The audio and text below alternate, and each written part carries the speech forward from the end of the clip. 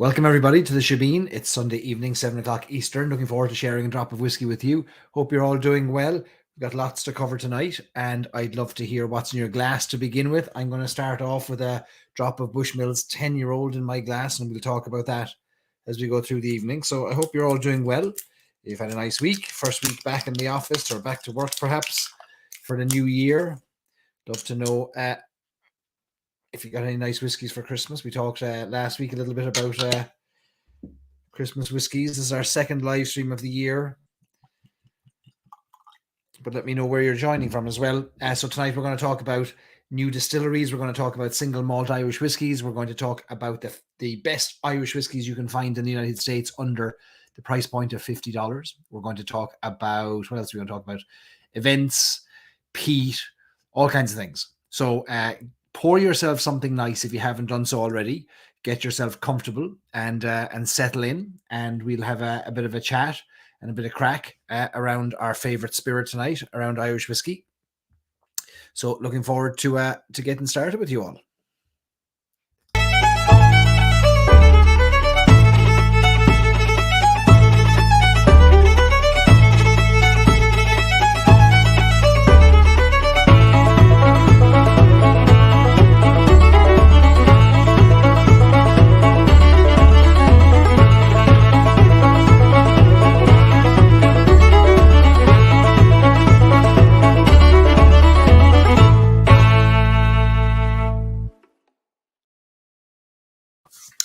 Welcome to the Shebeen. If you just joined us, we are going to chat this evening about Irish whiskey, single malts, new distilleries, best Irish whiskies under $50 in the United States, and looking forward to sharing my thoughts on those with you. If it's your first time joining, you're very welcome. This is informal. There's no process or procedure here. A Shebeen is a great Irish institution, an unofficial institution. A Shebeen is a illegal, illicit shed, room, basement. Typically it's kind of hidden away in the back of a house or out in the back garden. It's a place to gather with your friends and drink whiskey and beer and maybe even sell it to them illegally and illicitly. But the Shebeen has a place in the heart of all Irish people because it's where you'll go to get a drink when there's no drink available anywhere else. Whether that's a good or a bad thing, I don't know. But the Shebeen is well known in Ireland. Every town, village has a Shebeen. And if you know the right people, they'll know where to point you. So this is what we've tried to recreate here, is a bit of a Shebeen. You're amongst friends here. If you've got any questions about Irish whiskey or any thoughts, comments, insults you want to throw, we'll take them all here in good spirits. So we're gonna we'll kick off in a second, give folks a chance to join us and get settled. It's our second live stream of the year. We do this every Sunday night, 7 o'clock Eastern, midnight Irish time, 4 p.m. Pacific, travel permitting. We try and do as many of them as we can. Kick this off back, I think in September is when we kicked this off last. And yeah, we've been going ever since. Dave wants to know if there's pixelation on is it just on his end? Could be some satellite interference we've got tonight. A bit of an unstable internet. Let me see if we can improve that. See if we can shut a few things down here to remove the pixelation. But I know we've got some satellite issues with our internet today. Bad video connection for some of you. Okay, let's see if we can get this feed working. What we'll do is we'll change the definition.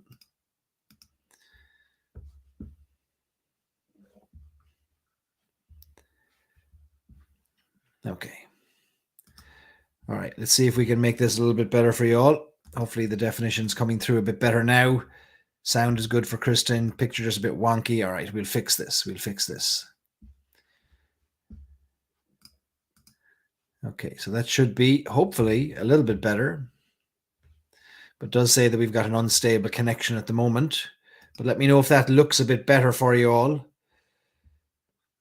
Hi to Jeff and Lisa and Julie, Kristen, David, Jason, Dee. How are you all doing? Great things in all your glasses. Chris and Jennifer. We got everywhere from Florida to Indiana, Ohio, New York, Ireland, California, of course. Okay. Video is getting better, but still not the best. All right, we'll do what we can. Let me see if we can. Maybe it'll improve as we go forward. Keep me posted if it looks better. If it looks better, let me know as well. All right, Ted from DC. How are you, Ted? Redbreast cask strength in the glass. Very good. Very good. You know what I could do actually is I can switch to a different Wi-Fi.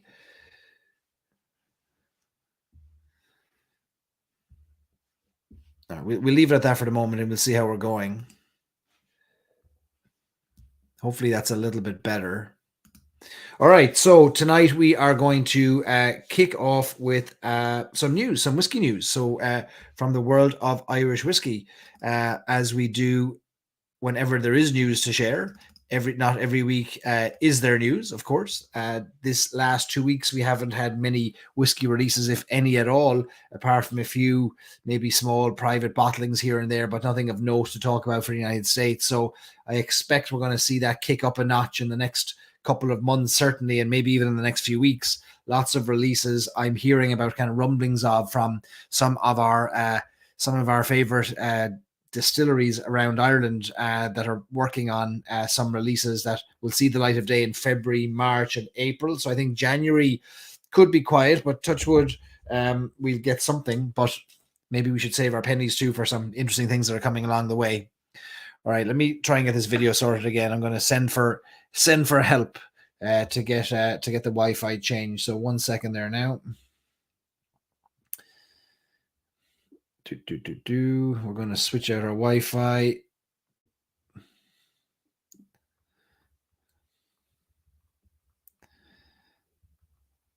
Talk amongst yourselves.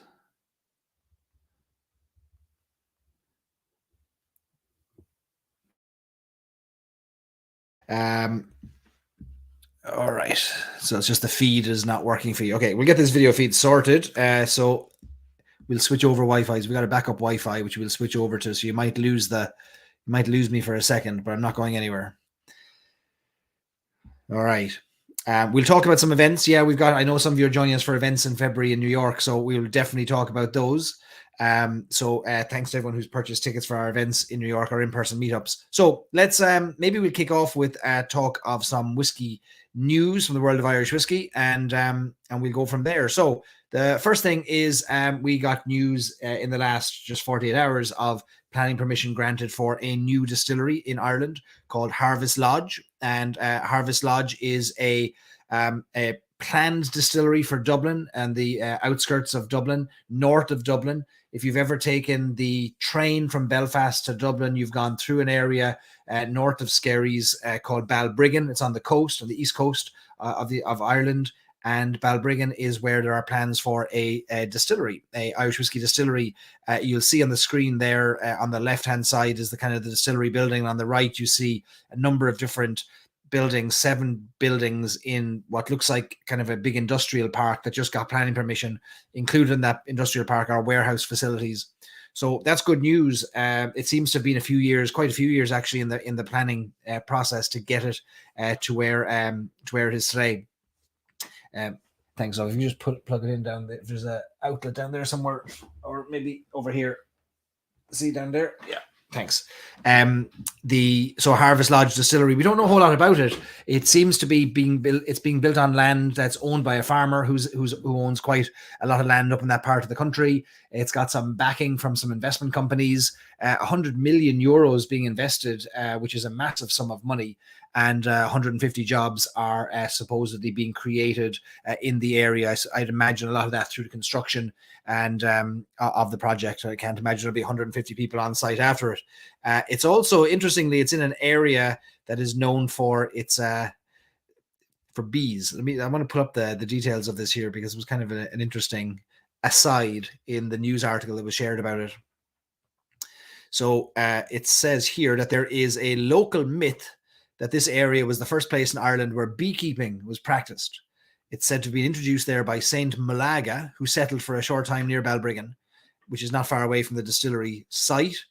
And also, in a bid to increase tourism in the area, there's a restoration project underway of a nearby castle. Don't start now with the castle talk. 14th century large house, which is being restored from rubble. And the development of the new distillery and the business park will go out for tender, which means they will get the contractors and the construction companies lined up to build it. And they expect to be fully operational within 18 months, which is not very long at all. All right, let me swap over my Wi-Fi here, folks, and we'll see if this improves things. Bear with me for 1 second.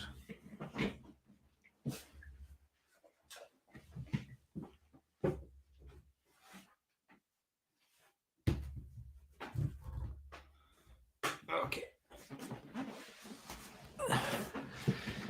All right, we'll swap the Wi-Fi, see if that fixes things.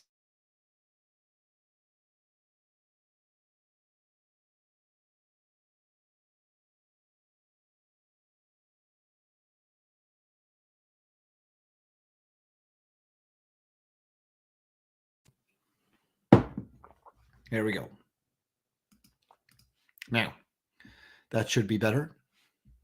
If it's not, we're in trouble. All right. So Balbriggan, just north of Dublin. So again, 18 months, not a long time at all. And also in the next 18 months, we should see, well, 18 months to, 24 months, but I would say about 18 months, we're going to see another distillery built in Middleton, of course. We're going to see the the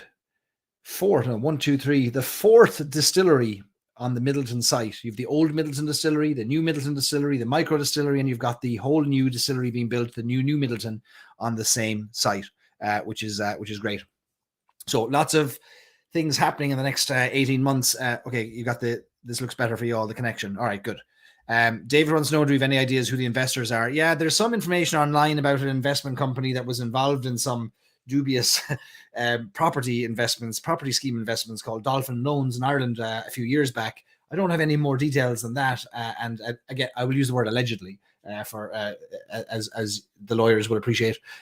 But beyond that, we don't know much more. But we'll see what we can find out and keep you posted on this. The good news about a distillery getting planning permission and a warehouse getting planning permission is that one of the potential challenges to the growth of the Irish whiskey industry is the lack of warehouse space. And I suppose coinciding with that or alongside that is the lack of bottling capacity in Ireland currently.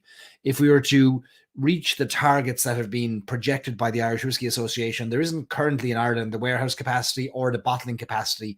So whenever you see a distillery getting planning permission refused for warehouse space, it's always a worrying thing because we need the warehouse space.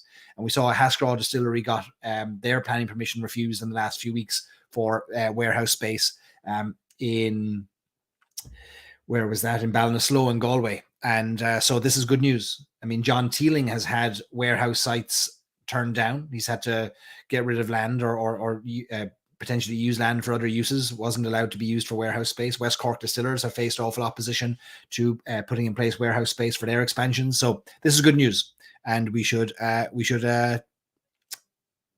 celebrate it. The other thing that's not talked about is not talked about enough right now, and maybe we don't want to talk about it for obvious reasons, though, is that with the rise of the number of distilleries, there doesn't seem to be the shortage of people who are interested in Irish whiskey, but there does seem to be a gap that could exist between the making of the Irish whiskey, and let's say you manage to warehouse it and bottle it. The next step is getting this bottled product to the right places and into the right people's hands. So distribution is a huge issue as well, because finding the right distribution in the right areas is critical. And you can put all your time and effort into building the distillery and maturing your whiskey, but if you can't get it to the people who are going to buy it, then it's no good at all. So in any case, we celebrate the launch of, or the planning approval for Harvest Lodge Distillery. What's so bad about warehouses, Kristen wants to know. There's a couple of things that are have been raised as problems. One is that they are an eyesore. Now, you can't object to a planning application based on something being unsightly, but you can come up with other ideas and other suggestions. Like, for example, it's a hazard. It's a massive fire hazard, and with the right fire plan in place, of course, those things can be mitigated. The other issue that's brought up regularly is the traffic associated with having a warehouse. So any warehouse that's off-site, that's not located on the distillery grounds, means there's trucks that are going back and forth to the warehouse space, the warehouse site, sometimes all day long.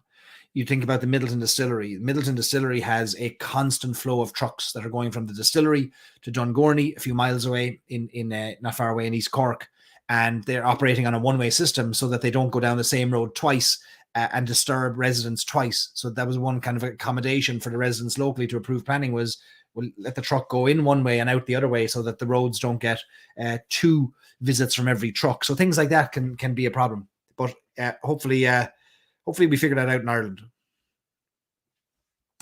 Okay, next up, some news from the Great Northern Distillery. There's a great picture of Mr. John Teeling, one of the fathers of the modern Irish whiskey industry. And John Teeling is legendary.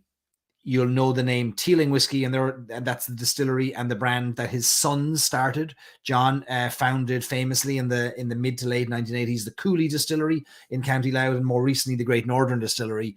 Great Northern Distillery just released results, or just published their financial results, and they are doing very, very well. Great Northern Distillery doesn't make any of their own whiskey. They're a third-party whiskey company. In other words, you as a whiskey producer, a distillery that's waiting for your own stock to mature, or a whiskey marketer, or a supermarket chain, or anyone who wants to buy bulk whiskey can come to John Teeling and say, I want 1 million litres, I want 100,000 litres, I want 50 litres. And if he's interested in selling it to you, he will. And he will supply you with malt whiskey, grain whiskey, pot still whiskey. And it's a fantastic business. They've doubled the size of that distillery over the past couple of years. They're still expanding. They're just installing new pot stills now. Again, the massive site, the old Harp Brewery in Dundalk, not too far from the Louth Distillery. In any case, they enjoyed, according to their press release, 34% turnover growth to 44 million euros in the year 2022. That's massive money. They their operating profit in 2021/22 was 22 million, up from 17 million the previous year, and net profit for the period was 18 million, up from 13 million in 2020/21. So big news for the profitability of Great Northern. And John Teeling had a vision and had his sights set on things a long time ago. He's been in the whiskey business now for 30 plus years. And interestingly, he doesn't drink at all himself. He's a teetotaler, has never had a drop of alcohol in his life, grew up in a house with no alcohol, and has maintained that himself. And yet between himself and his sons, they've gone on to build three very successful distillery businesses. There's an interesting video I came across this week, which is a talk that John Teeling gave to a management institute in Belfast a couple of years ago. And I took a little snippet out of it because I want to play it for you, because it's interesting how John Teeling, as a teetotaler, as a non-drinker, a non-whiskey drinker, he's a businessman. He looks for a return on his investment, and he looks at things a little bit differently. And it might explain the success that he's had with the distilleries, and how his approach and his perspective might be different to the rest of us. So I want to play this little clip here, and you'll get a sense of what I mean by how he thinks differently. No, Irish whiskey, why was I in it? I'm not going to spend time on this. Irish time, Irish air, Irish water, Irish grain, and must be made in Ireland. Can you think of a better industry? That's all it is. You take a €400 ton of grain, you add those things, time, air, water, and location, and you sell it in Germany for 4,600. I thought that was a good idea. I didn't need to do any more numbers. Now, there's a few minor weaknesses. One, you're not able to sell it. Two, you have to keep it for anything up to 30 years. Anybody who buys a 30-year-old whiskey, that represents 27 years of failure, because they didn't sell it at 3, 4, 5, 6, 7, 8, 9, up to the 30. And there's only less than half of it left. It really is. I look at it all the time. My two boys had some 30-year-old, which they sell at €1,800 a bottle. And the more they put the price up, the more they sell. It's just unbelievable. And they don't realise that it's absolute huge failure that we were never able to sell that bloody stuff for all those years. It's a wonderful, when you think about it, it's fantastic. Why did I say? We'll all look at a 30-year-old whiskey and celebrate. Wow, it's amazing. Let's try it. What a successful release that is for the distillery, that they have a 30-year-old whiskey. But John Teeling took a very different view on it. The best return John Teeling reckoned he could ever make was get a 3 or 4-year-old whiskey and sell it on immediately, get his return, move on to the next thing. Don't be wasting money in his mind on warehouse space and the risk of not being able to sell it after 4, 5, 6. So he looks at a 30-year-old whiskey as 27 years of failure, which I thought was interesting. All right, so that's I don't think we've any more whiskey news. It's kind of it's a bit quiet on the old whiskey news front this week. So what we'll do is we'll move on to our next segment, which is our best whiskeys under $50. So I think it's easy for us to get wooed and awed and caught up in the whole old whiskey, expensive whiskey. We get kind of romanced by this idea of rarity and exclusivity. And we might fool ourselves into thinking that that's what the Irish whiskey industry is all about. And the reality is that it's not. It's 0.001% of the Irish whiskey industry. This hyper premium, super premium product is such a small part of the Irish whiskey industry. Now, if we're lucky enough to be able to get hold of some of those whiskies, then we're lucky enough. But the majority of Irish whiskey sold globally is sold under $50. That's the reality of it. And how do we know that? Well, we know that because of one single product alone, which is Jameson. And Jameson makes up, 80% of the Irish whiskey industry itself. And you'd be hard pushed to pay more than $50 for a bottle of Jameson, green bottled original Jameson. You'll find it in most places for $25 to $30, $35 a bottle. So the majority of the world drinks whiskey, Irish whiskey, that's under $50, that's under $40, in some cases under $30.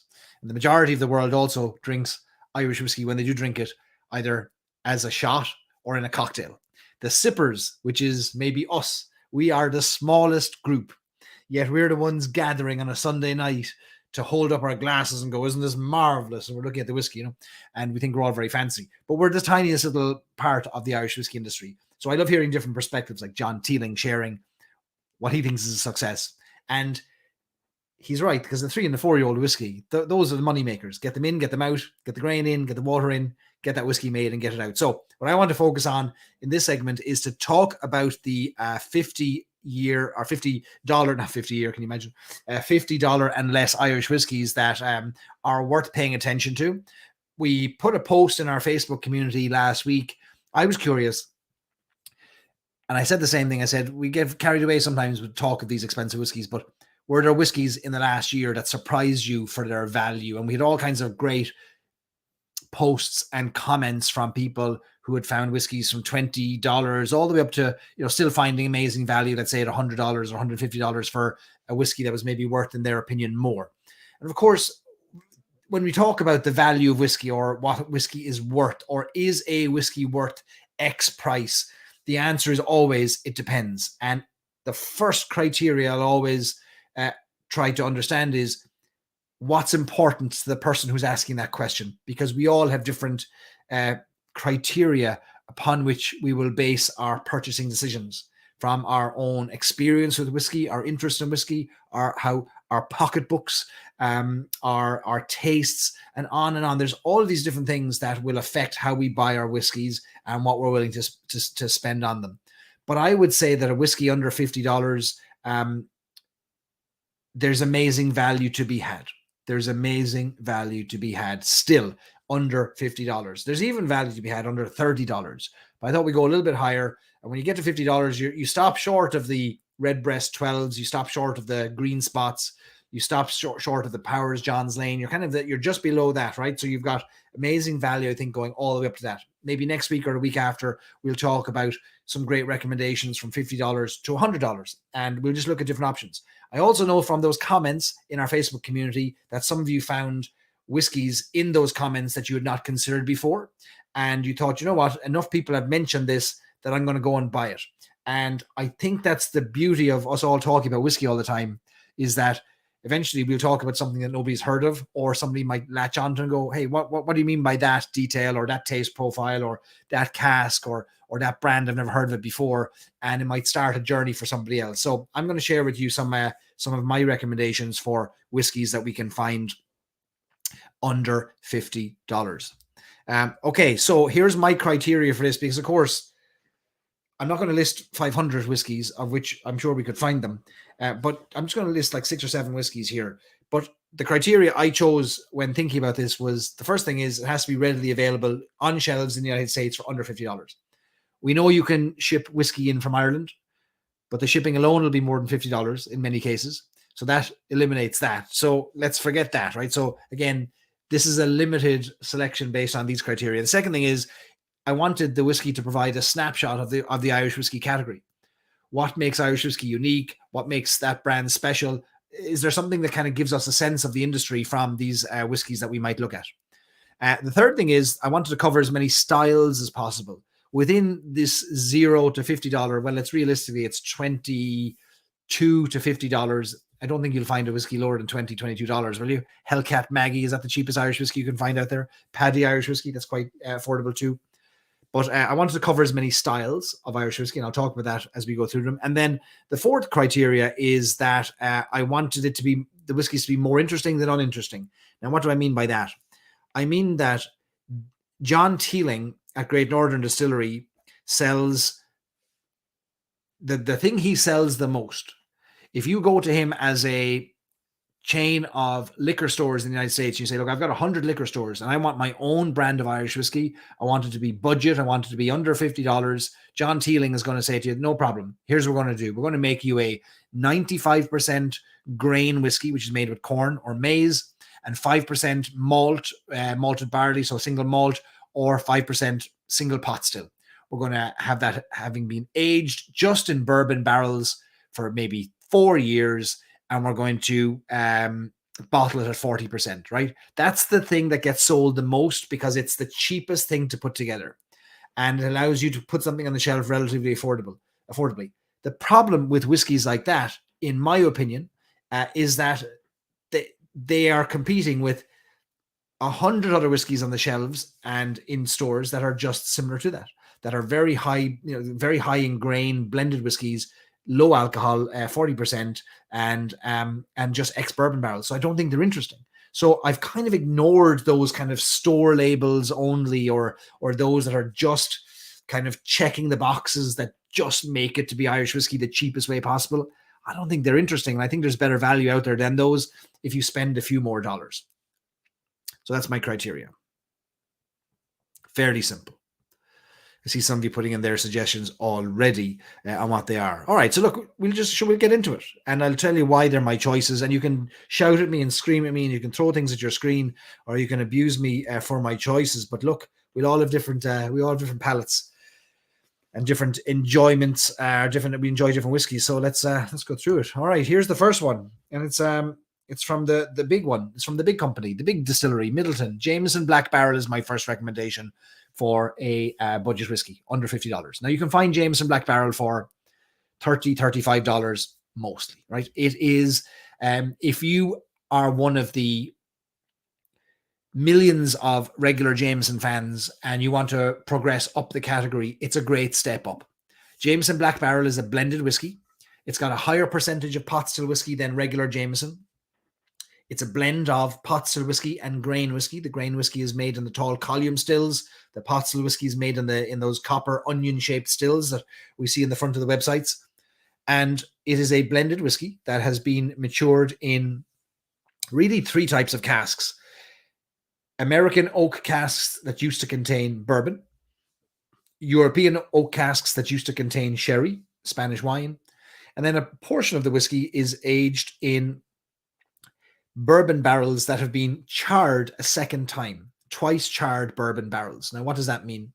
So in the American whiskey industry, the bourbon industry, in order to call your whiskey bourbon, it must be aged in a new oak barrel that has been charred. In other words, a barrel that has never been used before, that is made from oak, it's typically American, and it has been charred. In other words, it has been set on fire for a period of time. That process seals the wood, creates a charcoal layer. It can eliminate some of the toxins that we don't want from the wood.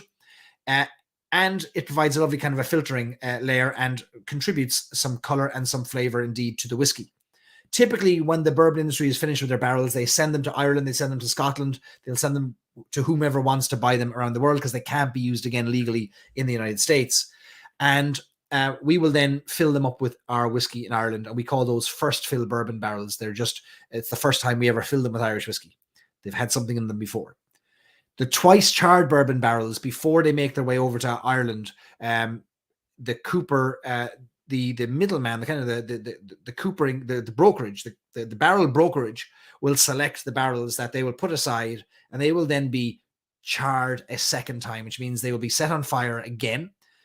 Now what you're doing is you're setting on fire a barrel that has got remnants of bourbon inside the wood. It's still wet in there, perhaps.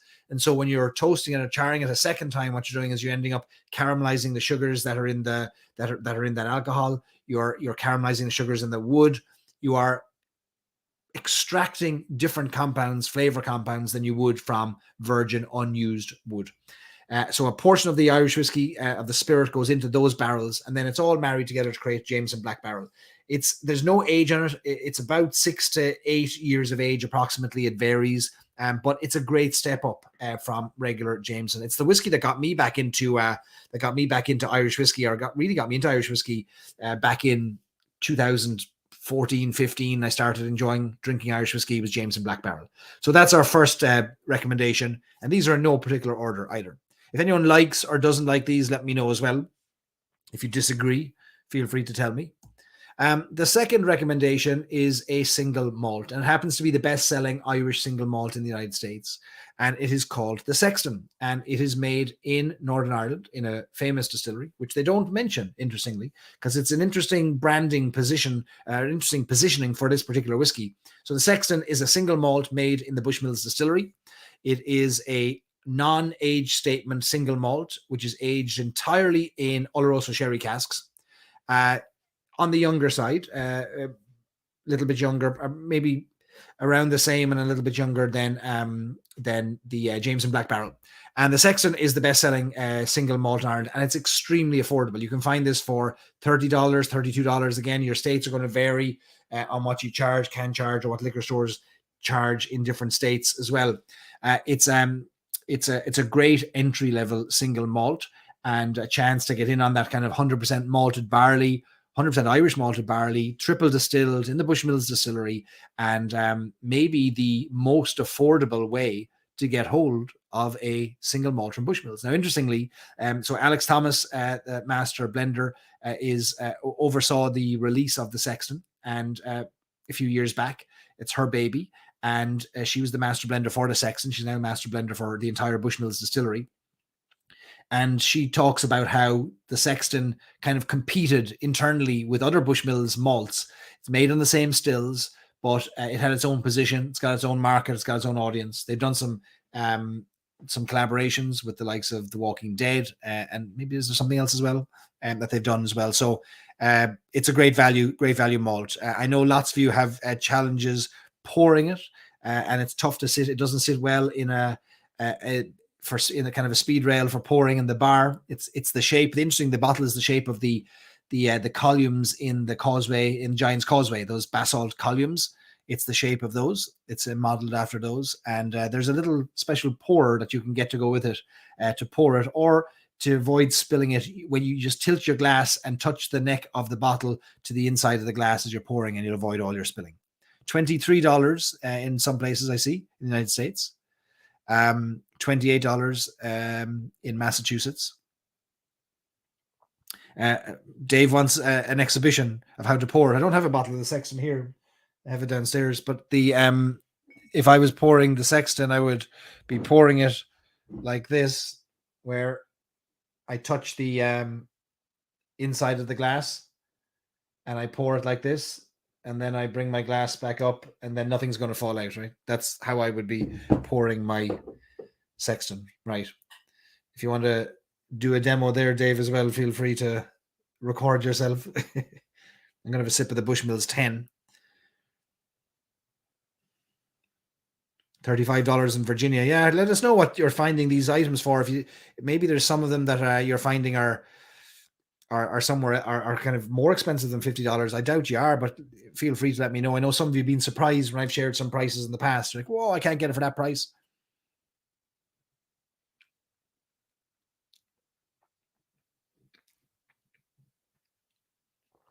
Some of you trying to predict the next ones I'm going to talk about.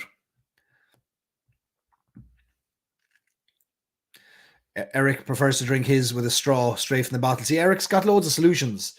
This is a man who knows what he's talking about. He's got great whiskey knowledge. Eric does. So if Eric says drinking for the straw, you listen to the man. $23.99 in LA. That's amazing. A Total Wine.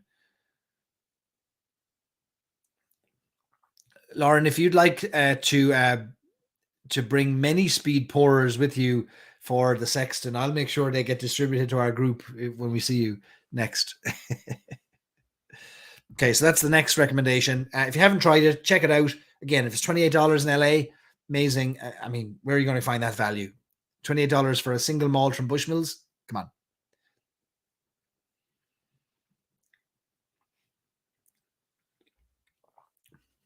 The Bushmills 10, let's talk about this real quick. So this is what I'm sipping at right now. This is, we're going to talk about this a little bit more. It's going to show up later on in the show as well. This is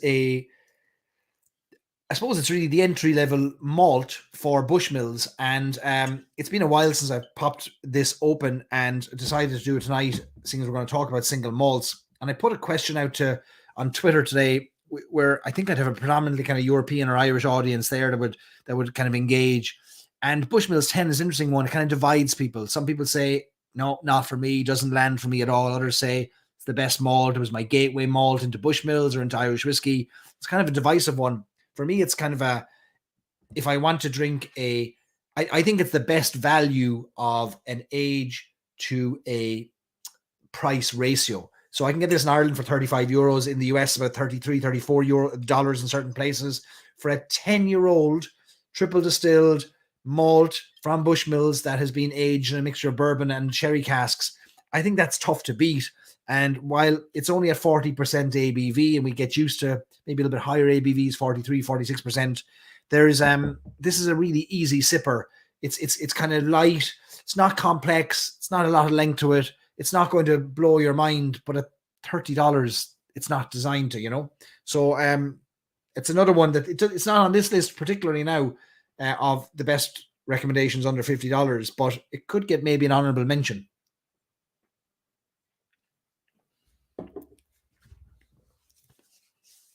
All right, let's move on to the next one. The next one is Black Bush from Bushmills. So we're kind of sticking with our County Antrim distillery here. Folks, I don't think there is a better value blended Irish whiskey that exists than Black Bush.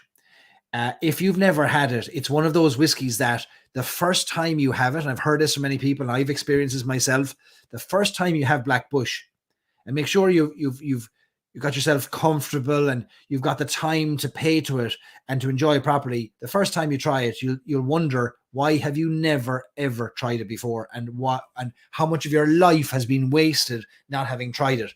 Black Bush is a blended whiskey from Bushmills. It's a non-age statement. It is a blend of malt whiskies, so single malt. So Bushmills Distillery only makes one style of whiskey currently, and that's malt whiskey, 100% single malt whiskies. But they blend it with a grain whiskey that they bring in through partnerships with other distilleries. And it's a high malt component, I believe, as high as, Lauren will correct me if I'm wrong, but as high as 80% malt component, 20% grain component. And the malt, there's whiskey components in here that reach into the double digits. And it is a bourbon and sherry maturation. The sweetness of Black Bush is just phenomenal. It makes a fantastic old-fashioned, an amazing old-fashioned. It makes a great Irish coffee, incidentally. And it's a great sipping whiskey. And I'd be surprised if it cost you more than $35 to find this on the shelf. I would honestly jump straight over Red Bush, White Bush. I'd go straight to Black Bush. I wouldn't stop to collect my $200 or I would go straight to Black Bush. If that's, to enter into the Bushmills category, I would go straight away to there. Lauren says Black Bush and Guinness all the way. Yeah, great pairing. Nice malty finishes, Eric. Yeah, super high malt component. This would be maybe the Powers Gold label equivalent in the Bushmills portfolio. So when we talk about blended whiskeys, a blended whiskey, for those of you who are new to the world of whiskey, and I might be throwing out phrases that are not familiar, a blended Irish whiskey is simply a whiskey that is made up of two or more styles of Irish whiskey together. Typically, it's a blend of either pot still whiskey and grain, which means pot still whiskey is a mixture of malted and unmalted barley, typically. Grain whiskey is made from corn, or we call it in Ireland maize. So that's one blend. Jameson would be that style, right? It would be high grain or high maize component, small pot still component. And Powers Gold Label would be high pot still component, smaller grain component. Black Bush would be high single malt component, small grain component. And then you get unusual blends like Writer's Tears, which would be what we would refer to as the champagne of blends, where you actually don't have any grain at all. You don't have any corn or maize whiskies. You're blending pot still whiskey and single malt whiskey together. And that's what kind of a champagne of blends. But Black Bush is a fantastic whiskey. $33 in Virginia, says Bob.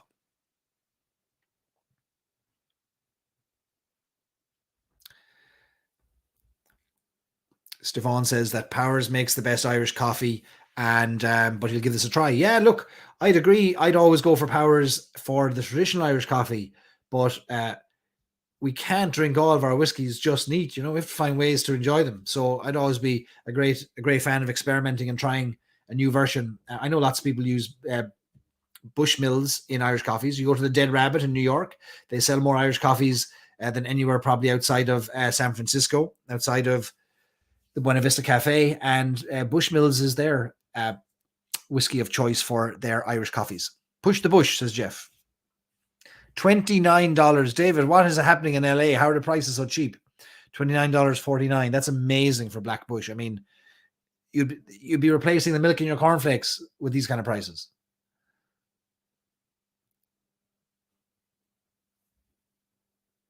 Martin says he knows what I mean about first time trying it, an eye-opener, isn't it? I remember exactly where I was the first time I tried Black Bush. I was in Columbus, Ohio. I was at a bar in the Levesque Tower. For those of you in Columbus, you'll know exactly what I'm talking about.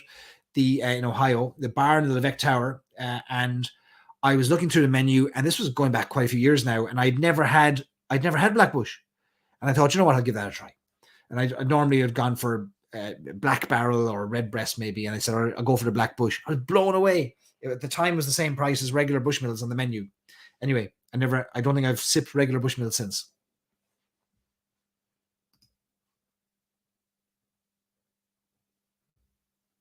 All right, Black Bush from Bushmills is our next recommendation. Let's move along. Powers 3 Swallow. You all predicted this. You saw this had to be on the list. Right, if you want to get into exploring the world of single pot still whiskies, and you want to do that affordably, if you want to get into the world of Middleton Distillery single pot still whiskies, then Powers 3 Swallow is where I would direct you to start. Why? Because you'll probably buy this bottle for $30, $35 a bottle. It's the cheapest way to get hold of an iconic whiskey, and a whiskey that's steeped in history. I'm putting up here the two different versions of the bottle you might find depending on the age of your liquor store, where you buy it, or how dusty the shelves are. On the left is the new bottle, on the right is the old bottle. Fight amongst yourselves about which style you like better. I also like the old style the best, but you can't drink the bottle. The liquid inside is the same. This is a whiskey that it has its roots going all the way back to the 1800s. Powers is an iconic name. Powers itself is dated. Well, we can trace it all the way back to the date that's on the bottle, which is 1791. And that's the founding of Powers by John Power in Dublin. And he was an innkeeper in Dublin, and he started making his own whiskey out the back of his inn. Eventually, demand got so high that he moved his distillation to an area nearby called John's Lane in the Liberties area of Dublin. And there he ended up building with himself and his son, James Power. They built one of the largest distilleries in Ireland, and one of the most advanced and industrious distilleries in the world in the 1800s. The Powers family had a huge impact in Dublin, in government, in business, in charity work, philanthropic work, and they changed kind of the face of Irish whiskey with the exporting of their pot still whiskey to all corners of the world. They ceased production in Dublin in 1972, 1973, when all production moved to Middleton in County Cork, where Powers has been made ever since. Powers 3 Swallow is a pot still whiskey. that is made from a mixture of malted and unmalted barley. In Middleton, they typically use a ratio of 60% unmalted, 40% malted barley. And the Three Swallow name is a hark back to, there's a couple of stories to go with it, but one is that the Powers family were so successful and so well off from their whiskey business that they had fantastic stables of horses and carriages that would take them all around Dublin and further afield. And they kept a stables manned 24/7 with stable boys and carriage men that would accompany the Powers family to various destinations around Dublin 24 hours a day as needed. And famously, these horses and carriages would go out all hours of the day and night in all kinds of weather. And they would have a driver up the front of the carriage, and they would have two men at the back who are perhaps guarding and maybe providing a little bit of security and help to those who are inside the carriage. But it would be so cold that the Powers family gave the men on the horse and carriage a small little measure of whiskey for the cold nights. And each carriage would have 3 swallows of whiskey on it, one for each man. And it was enough to keep him warm, but not too much that he couldn't do his job. And the 3 Swallow emblem has been on every bottle of Powers, be it on the label or embossed on the bottle itself for the last 150 odd years. You'll see it on the label on the left. You'll see it embossed on the other bottle on the right. Great value whiskey. It's kind of a reminiscent or modeled on the style of whiskey that Powers would have made back in John's Lane, though it's nothing like it. Let's be honest. It's a very different mash bill and mixture than would have been made historically, but it's a hat tip to how Powers would have made their whiskey. And interestingly, it's Powers 3 Swallow without an S. It's not Powers 3 Swallows. It is 3 Swallow. Right.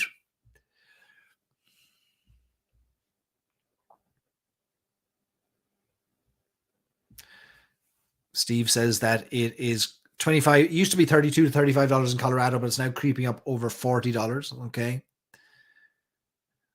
Everything's going up, isn't it? Unless you go to LA.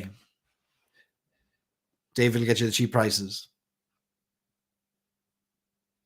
All right. Now, some of you are blessed with great whiskey selections. Others, not so much. I know some of you, like Cheryl's mentioning there, having to ship things in, or Daniel, you're mentioning having to ship things in where you are, where the Irish whiskey selection isn't great. So it is very haphazard. Haphazard is the wrong word. It's non-uniform distribution of the Irish whiskies that can be based on the states themselves, the distributors, density, population, Irish historical demand, etc., boots on the ground, that kind of thing. All right.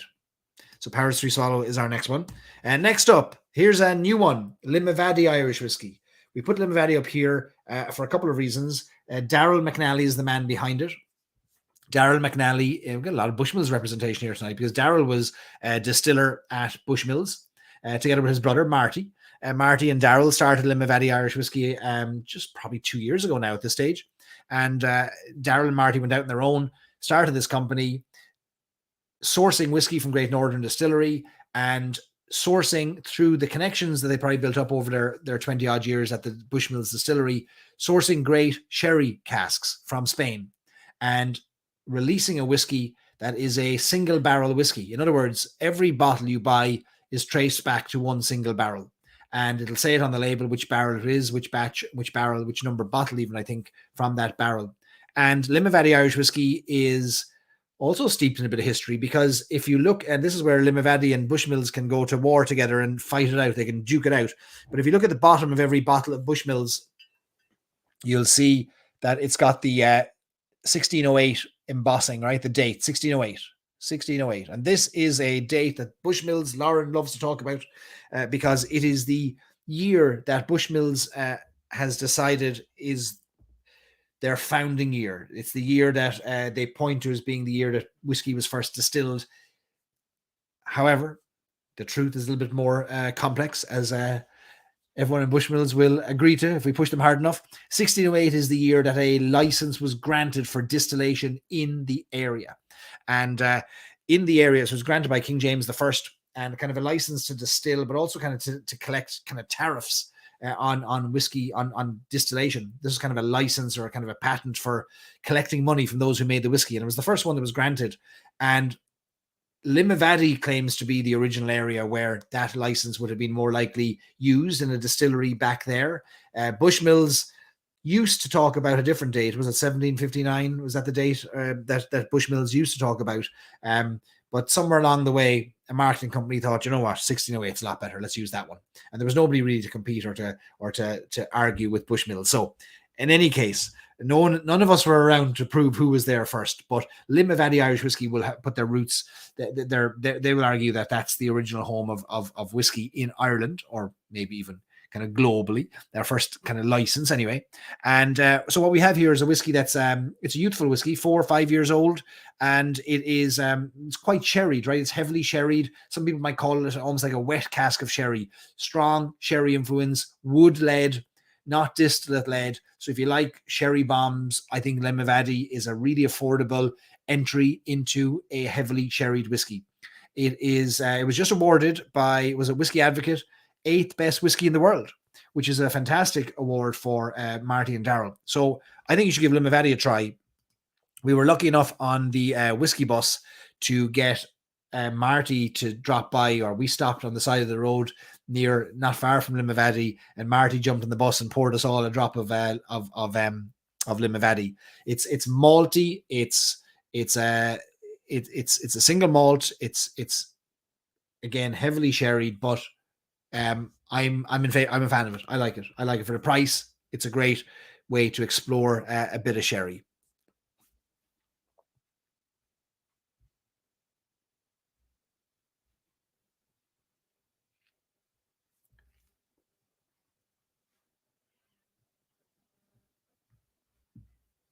David says loves Limavady, loves malt, loves a sherry bomb. $50 for Bob for Limavady. I've seen it for in the 40s in the US. Around 50 for Bob. Okay, we let it count. We let it slide. All right, we're going to the dark side. Here's my next recommendation. And again, you can argue with my selection all day long, but imagine a tasting mat that had all these whiskeys. We've got about 6 or 7 here, but it would allow you to go through blends, history of Irish whiskey, whiskey bonding, sherry casks, now peat, right? So we get this whole exploration of Irish whiskey. So this starts to represent the category. So we could build a tasting mat of Irish whiskeys all under $50. I think that's a good thing. $49 for David, $45 Bev O'Byrne. All right, so it qualifies under $50. Good enough. Good enough.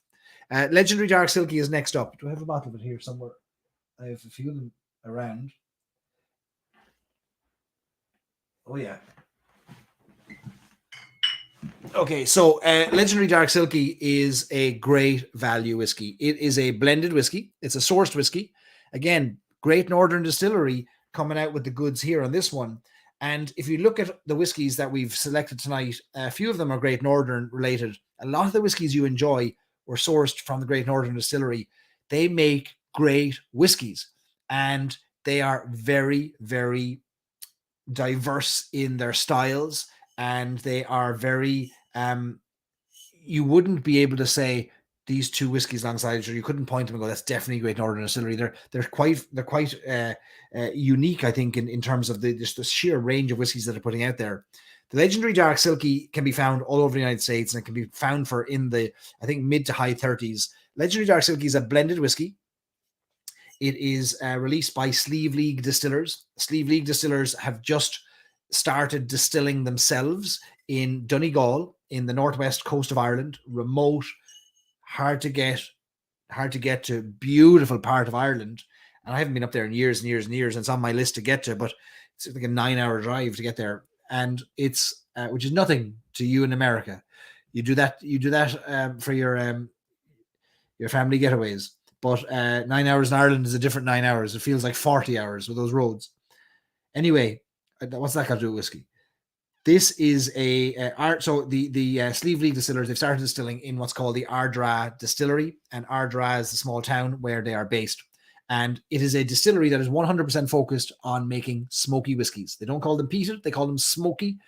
They're making smoky single malts and smoky single pot stills in the Ardra Distillery. And James and Moira Doherty are the founders. They've been in the drinks industry for many, many years all around the world. James Doherty was part of the team responsible for acquiring Tullamore Dew for William Grant, and he was a big part of the team there. These are experienced operators, but they have released a whiskey that harkens back to the style of whiskey that would have been enjoyed in Donegal in the 19th century. And Donegal was a hotbed of illicit distilling. It is where there was the most resistance in Ireland to the taxes that were being levied on the production of a spirit. And Fionnán O'Connor, the historian, likens the introduction of taxes on spirits to, imagine you're baking bread in your kitchen, and one day somebody knocks up on the window of the kitchen and says, "Hello, I need 50 cents for every loaf of bread you make." You go, "What? I'm just making bread for myself and my family." And they'll say, "Well, the king now wants 50 cents from every loaf of bread, or you're going to jail." And that's what it was like with whiskey, and so it drove production underground, and it gave rise to the poaching industry, the illicit kind of Irish version of moonshine, where you didn't have to warehouse your products for years. You could make with small stills and put them in small barrels. You could make a spirit that would get the job done.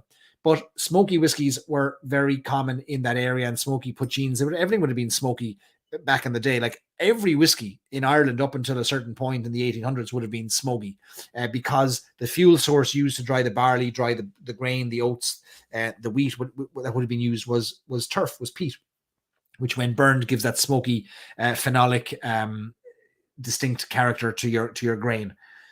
So this harkens back to those days. It's a complex blend. Like this is a complex blend, Legendary Dark Silky. And I have to put it up here. I'm going to read it out because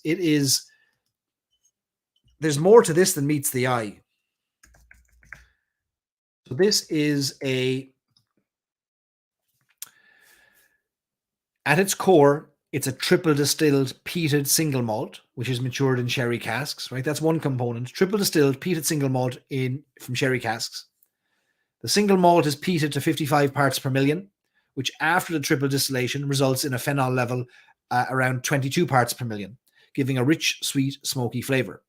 The peated single malt is then blended with a double distilled single malt matured in bourbon barrels, right? Double distilled single malt in bourbon barrels, that's unpeated, and a grain whiskey that has been matured in virgin oak casks.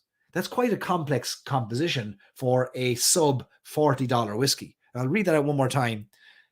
A blend of triple distilled peated single malt matured in sherry casks, double distilled single malt matured in bourbon barrels, and soft grain whiskey matured in virgin oak casks. Interestingly, the ppms, the peat level on this, 55 parts per million going in. So 55 parts per million is what the malted barley is. That's how you measure. That's when it's measured in terms of its smokiness at that the post-malting stage. That goes down during the process and ends up being 22 parts per million in the bottle. That's the exact same numbers that our next whiskey is. Our Shortcross peated whiskey is 55 parts per million to begin with, ended up at about 20 to 30 parts per million in the bottle.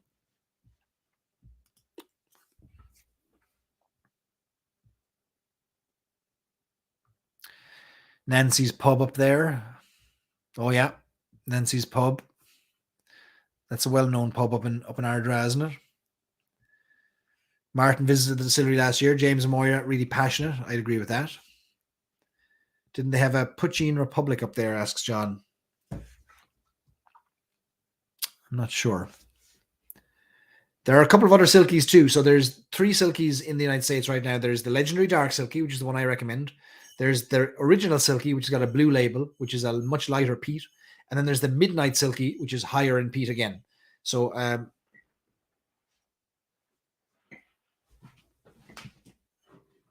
that's the Midnight Silky here, which is a dark blue label. Love that color. And that's the Dark Silky. See, I've been working my way through them.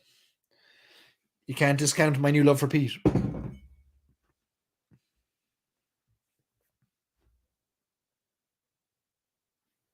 $38 for David. All right, so we're in under $50. That's good. We should be expecting, well, look, it'll be 3, 4, 5 years before we see the whiskey coming out of the Ardra distillery. But in the meantime, James and Moy are going to keep giving us silkies. You can get a cask strength silky from the distillery as well, and occasionally they release it online on their website. They've had a red silky that they've released in Ireland of occasion as well.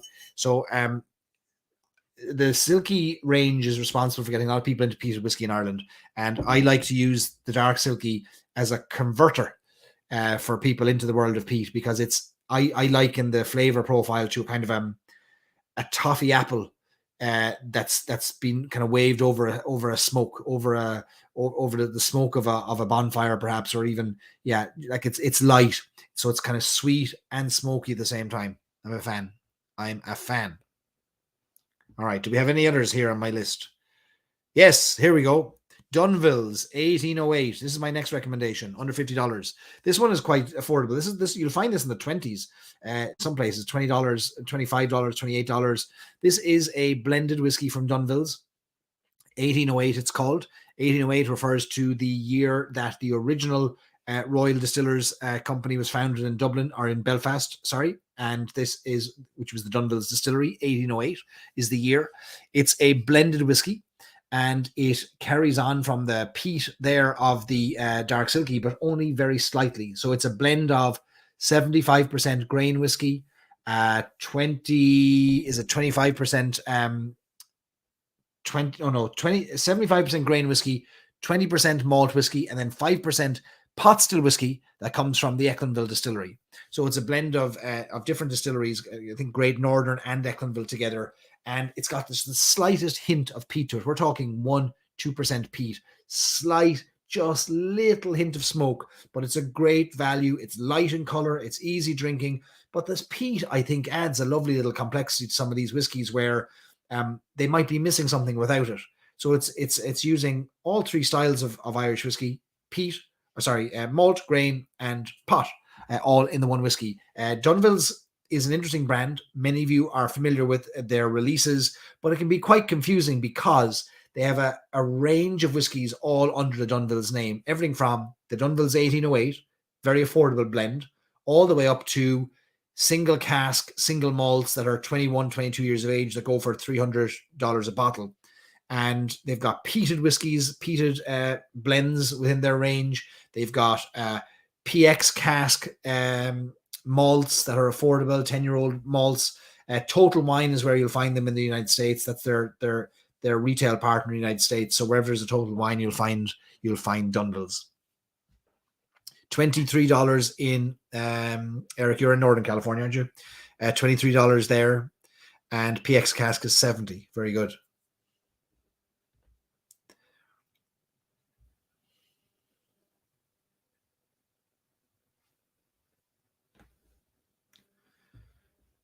$22.99 in Massachusetts. Isn't it amazing the difference in prices? Okay, actually, a lot of you find it at the same price, $22.99, $23. It's a nice way to get into Dunville's and just start to explore it a bit. Go to the Dunville's website whenever you get a chance later and look at the history of the Dunville's brand. Dunville's is a resurrected brand. It's a bit like, what else is it like? I mean, you could argue that Powers and Paddy are resurrected, but they kind of never went away. But Dunville's did go away. It went away in the early 1930s, and Ecklandville Distillery bought the rights to the brand, and have brought it back to life. But the Dunville's distillery, the Royal Irish Distillery in Belfast, was a massive, massive exporter of whiskey and a massive producer of whiskies that went all over the world, domestically as well. And there's a great story. I won't go into it. I'll let you read it, but check out the history. And I think you've all seen the beautiful labels that Dunville's make. They are all so emblematic of the style of the labels that were made before, that adorned the bottles before. If you ever visit Belfast and you find yourself at the Friend at Hand, which is a whiskey shop cum museum in the heart of Belfast, in the Cathedral Quarter, you will find old Dunville's bottles that look like they were released yesterday, but they were actually released back in the turn of the century. It's just that Dunville's bottles today look so like them. Those beautifully kind of those beautiful flourished labels like you get on the PX cask, for example. The PX, Dunville's PX, really beautiful. Johnny's easing into the peat at that price point. See, that's the way to do it. You find a whiskey, but like when if you've ever tried 2 stacks Blender's Cut whiskey, and even 2 stacks dram in a can, there's the smallest hint of peat in there, 1%, 2%. It's enough to add a little, oh, what you got going on there, but it's not overpowering. I think that's a great place to start. All right. So those are the main recommendations. They're not exhaustive. There's others, but I was thinking of building like this tasting mat. What would I include? Do we agree with these selections? I'm sure there's others you'd put in there as well. Are there others I missed out that you'd say, you know what? No, you absolutely made a mistake in missing out on this one that you'd have in there. I do have a few honorable mentions as well, though, because I think these are worth talking about. McConnell's Irish Whiskey is a great honorable mention, another resurrected brand from Belfast, spelt without the E. McConnell's have 2 releases. They've got a 2 5-year-old blends, and one of them, they're both kind of bourbon and sherry cask matured. Their second whiskey is a more of a sherry cask bomb or sherry bomb than the first one, and really recommend McConnell's as well. I just, you can't fit everything on the mat, but they get an honorable mention. Powers Gold Label. Look, where would we be without it? It is the original whiskey for Irish coffee. Well, Powers was the original Irish coffee whiskey. Whether it was Gold Label, it wasn't Gold Label because there was no Gold Label in 1942. Would have been something actually closer to a Three Swallows. Actually, would have been the first. Three Swallow would have been the first Irish whiskey that was used in the Irish coffee. But Powers Gold Label, look, high pot still component, low grain component, great whiskey, great value whiskey. You can get it for $28, $29. Great value. And then Paddy's. Look, Paddy's Irish whiskey, in Ireland it's called Paddy, no S, is an iconic brand. I have a soft spot for it. It uses all 3 styles of Irish whiskey. It's a Cork brand. It's really our last link to the iconic Cork Distilleries Company. And the Cork Distilleries Company is what gave us, is why we have the Midleton Distillery today, thanks to the merger of a number of Cork distilleries. And Midleton was the last one standing in the Cork Distilleries Company in 1966 when they merged with Powers and Jameson to form what was first United Distillers of Ireland, which then became Irish Distillers. But Paddy, I have a soft spot for Paddy. Soft, easy drinking. You're not going to blow your mind with it, but you'll get a lovely little warmth in your chest, and it'll warm up a cold day. You couldn't beat Paddy. $20, $25 a bottle. Mix it, sip it, put it in a hip flask. Oh, you'd be happy. You'd be happy. Great story. And Paddy himself, you see him there with the old bowler hat. Bit of a Hollywoodization of poor old Paddy Flaherty, but he was a great salesman, and he would have operated in kind of North Cork. He was so well known that at the time when he was selling whiskies for the Cork Distilleries Company, he was the original brand ambassador that everyone else looks up to now today. That everyone's modelled on Paddy Flaherty, and he was so well known around Cork that people would come and meet him because he was known for buying drinks in the bars. When he'd go to a bar to try and sell his whiskey, he'd always buy people a drink. So people would want to get word, when's Paddy coming to town, And at the time, he was selling a Cork Distilleries Company whiskey called the Cork Distilleries Company Map of Ireland whiskey, which is quite a long name for a whiskey. But Paddy would go into the towns, into the bars, and he'd buy drinks for everybody. And the bar owners, the pub owners at the time, they'd see that everyone's drinking Paddy's whiskey, and then they'd be ordering this Map of Ireland whiskey afterwards, and they'd write to the distillery and say, can you send us down a case of Paddy's whiskey? And everyone knew what Paddy's whiskey was. So when Paddy retired in 1913, the Cork Distilleries Company licensed his name until his death and beyond. Could they use his name? And they paid his salary until he died. And Paddy's name has been on the bottle ever since. And you'll still see today the Map of Ireland is still on the bottles, even these new Paddy's bottles. And you might go, like I've been out with people where at the end of the night, a bottle of Paddy comes up on the table, and it's cracked open. And somebody might look at the bottle and say, we're not going to stop until we get to Tipperary. And you knew well how far down the bottle Tipperary was on the map, and you knew you're either in for a long night or a short night, depending on where you're drinking to. Are we drinking to Belfast? Are we drinking to Cork? Where are we going tonight in this bottle?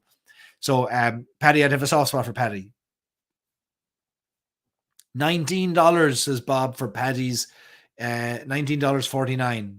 That's amazing. Austin wants to know my thoughts on Busker. So Busker whiskies, they're absent here, and I don't really rate them very highly. Like, I think they're very cheap / affordable, but I've not been blown away by the Busker whiskies. They are 3 whiskies that come from a distillery that we hear nothing about ever. It was built by Bernard Walsh, who started Writer's Tears and the Irishman whiskey. He lost the distillery in a business breakup. His former partners kept the distillery, and he kept Writer's Tears and the Irishman. And the whiskies that they were making there got released as the Busker whiskies: Busker Pot Still, Busker Malt, and Busker Grain. I think are the 3 styles, and they're $20, $25 a bottle, and they're pitched as just this like super affordable Irish whiskey. But there's no story to them. I don't know what it means. What does the Busker mean? Their labels, their story, their brand, nothing resonates in my mind. And I just don't rate the whiskeys very highly. I don't think they're great. But again, personal preference. I'll go back to them though. Like, at that price, I can go back to them, maybe try them again and give them a second chance.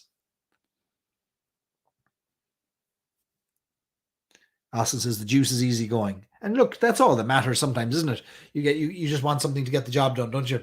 Ease your way from the afternoon to the night. Something to get you to bed. Jason got this on sale, Paddy on sale for $18 recently. All right, so those are, folks, those are the 50 under $50. I think I would be happy to be served any of these under $50, and I'm happy to pay for these whiskeys under $50 as well. All right, if you are here for the first time, welcome. This is called the Shebeen. We talk about Irish whiskey. We drink it. We celebrate it. We do it together because Irish whiskey is better together. Even if we can't be in the same room, we can be virtually together. We'll raise a glass to each other. All I ask when you attend a Shebeen, join the Shebeen, is you click the like button under the YouTube video and you click the subscribe button on the YouTube channel, and that helps others see the video as well.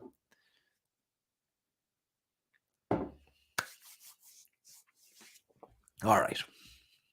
3 great honorable mentions, says Johnny.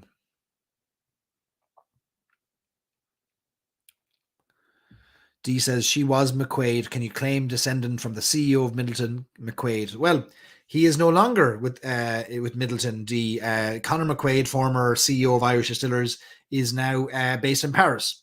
And he is not the CEO of Irish Distillers anymore.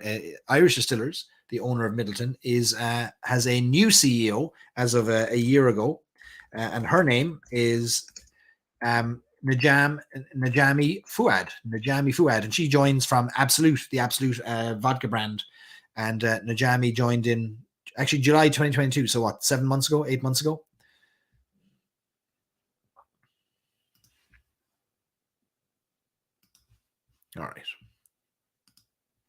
All right, let's move on. What's up next? All right, we are going to hold an Irish coffee demonstration and competition, talking about powers and Irish coffees earlier. 25th of January is International Irish Coffee Day.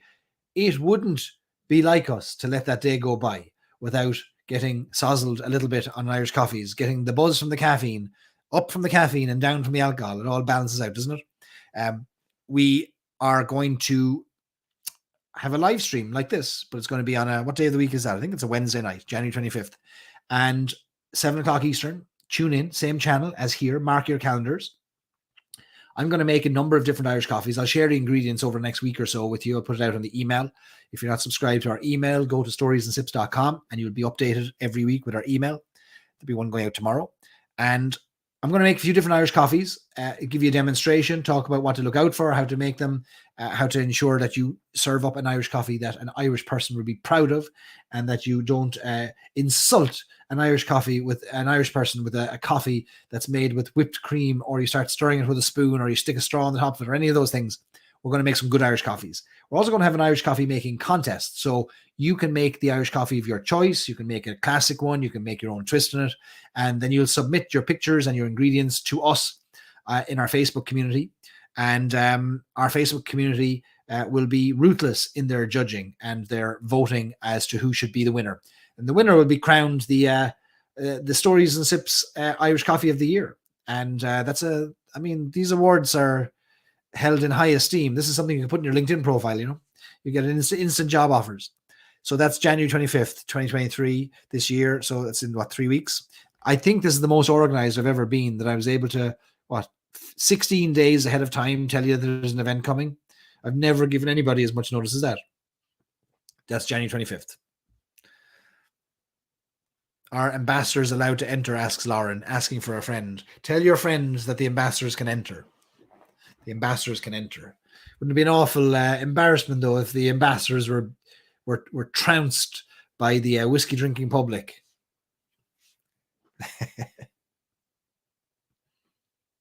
Use decaf, says Cheryl. Am I drinking coffee at midnight? Jen wants to know. Drinking's a big word. I'll have a sip of each of my coffees, and then I lie in the bed with my eyes as wide as dinner plates. My body won't be able to move, but my eyes will be wide open. I'll be there for 5 hours staring at the ceiling, wondering what went wrong in my life. I'm getting better at having caffeine, though, later in the day. I find that it's easier if I have like Coke or like a Pepsi or something. That I could have that before bed and I go straight to sleep. But if I have an espresso, I'd be an espresso drinker rather than a coffee drinker. But if I have rather than like a black coffee or an Americano, but I'd have a couple of espressos during the day. But if I have it after 6 o'clock, I'm in trouble. I could drink an espresso right up to 6 o'clock. All right, that's next. What else? All right, let's talk about single malts. The famous single malt. The reason I want to talk about single malt tonight, it's one of the styles of Irish whiskey. It is the style of our next whiskey release. Our next whiskey is coming, which we'll talk more about in a second, is a single malt. So I want to, I'm fascinated by history, and I know many of you are as well. And I love sharing and I love learning about the history of Irish whiskey and the whiskey category, and understanding how did we get to today? How is what's in our glass, what's in our bottles? How is it what it is? What legislation changes happened? What marketing happened? What socioeconomic changes happened in the world? What cultural changes happened that shifted things legally, economically, culturally to where we are today? And the single malt, I think, plays is part of that kind of zeitgeist of just the story of the evolution of Irish whiskey and whiskey generally. So I thought we'd dive into it a little bit today, as we gear up for the launch of our own peated whiskey at the end of the month, our own single malt from Shortcross.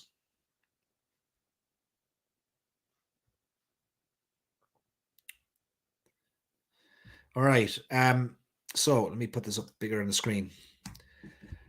So it's a short history of single malt. And the reason is it's quite a short history because we've been making whiskey in Ireland since what we call whiskey since really, the 1600s, a spirit drink since the 1300s. Whiskey itself, as we know it, 1600s, 1700s, started to kind of look somewhat like what we would know today. But single malt is a thing, a category, a style of whiskey that is synonymous today with, let's be honest, with Scotch. It has been popularized remarkably through movies, the likes of Mad Men. It was positioned extremely well in the 1970s, 1980s, 1990s through positioning in television as a classy drink. If you drank a Scotch, you drank a single malt, you were a man or a woman who knew what they were doing. It was a sign of kind of prestige, esteem. And that was a remarkable trick that the Scots managed to pull on the world, because single malt is an invention. It is a creation of a marketing company or a distillery. And Glenfiddich, the Scotch company, Scotch whiskey makers, they claim to be the first makers of single malt. And they claim that in the 1960s, they were the ones that invented single malt. Now, what do you mean invented single malt? Now, single malt is a style of whiskey that today is locked in place in terms of what it can be. Its definition is enshrined in law in Scotland and in Ireland. And in both places, actually, we make single malt almost the same way. Single malt is a whiskey made in a single distillery. That's the first thing. Anytime you see the word single, we know it means that the whiskey was made entirely in one single distillery.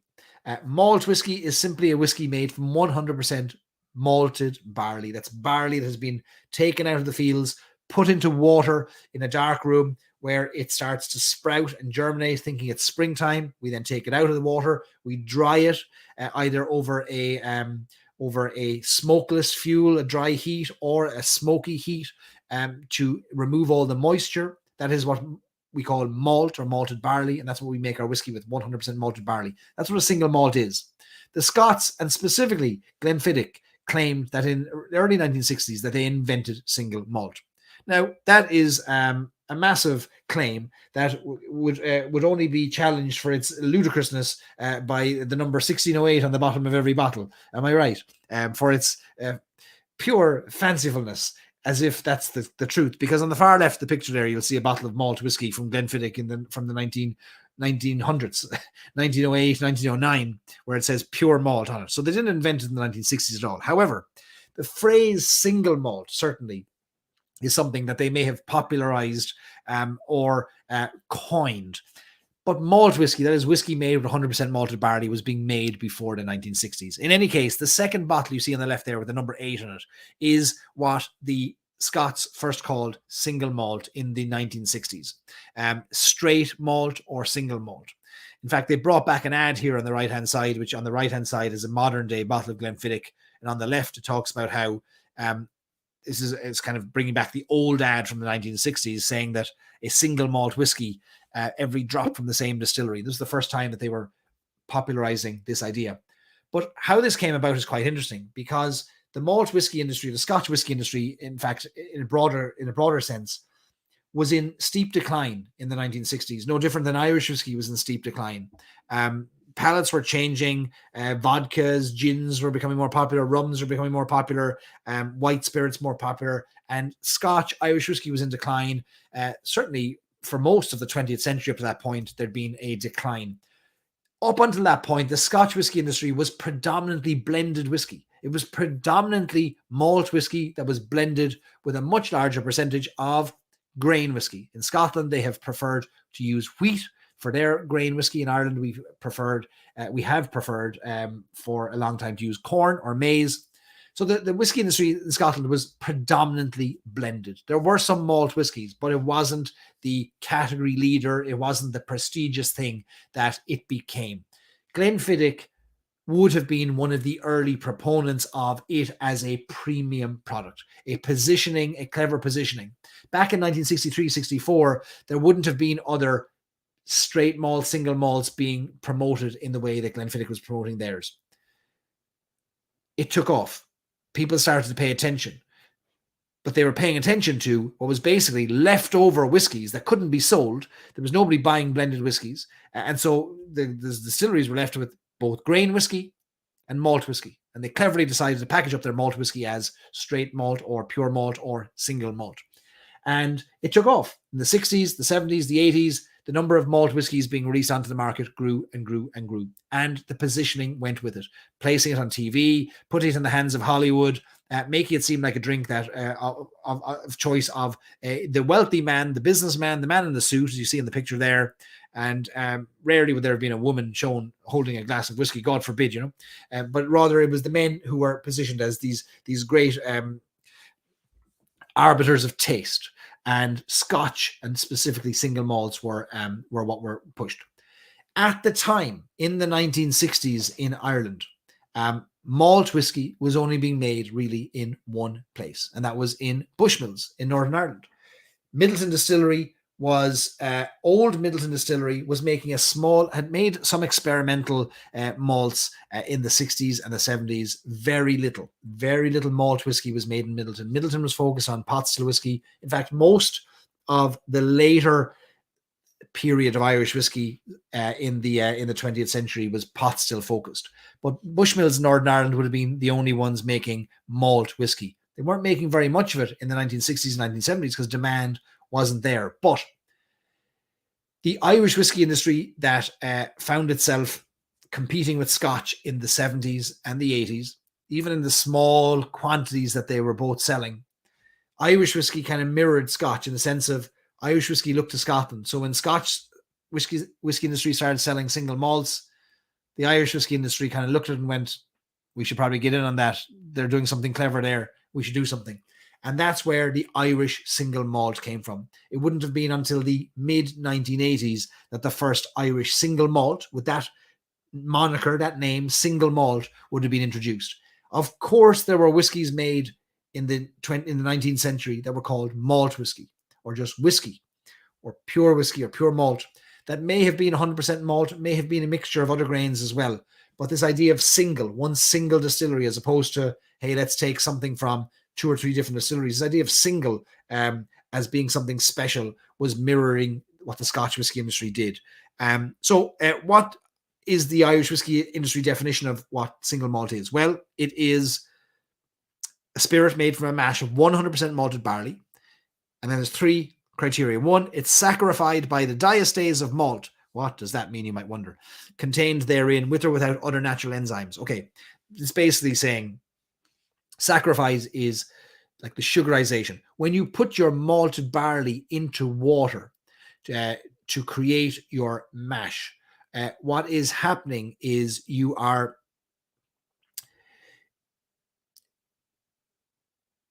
putting it into the water. What's happening is the water is reacting with the malted barley, and it is breaking down the complex carbohydrate chains to expose and release the sugars that are in there. It's a process called the diastase of malt. And when it does that, it exposes the sugar so that when it moves on to the next stage, which is fermentation, when you add in our yeast, the yeast can attack those sugars, can consume the sugars, and turn them into carbon dioxide, heat, and the thing we want the most of, which is alcohol.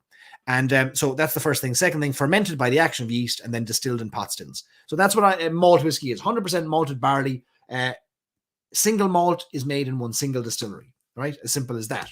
Now, the first Irish single malt, folks, was Bushmills 10. Going back to 1984, 1985. Prior to that, Bushmills had malt whiskies of sorts. They had Blackbush. And Lauren will happily, I'm sure, chime in on other interesting items of note, but there wasn't a huge market for Bushmills whiskey in the 1970s, 1980s, certainly not like there is today. But Bushmills 10 was a kind of an answer to the Scotch whiskey industry's introduction of single malts. There was Bushmills making malt whiskey since the 1700s. And why shouldn't they capitalize on some very clever marketing and positioning that the Scots had been doing? So there's 3 different iterations of Bushmills 10. The one on the left was the first one back in the 1980s. The one in the middle would have been late 90s, early 2000s, and then to the right, 2021, reshaping to the square bottle that we have today.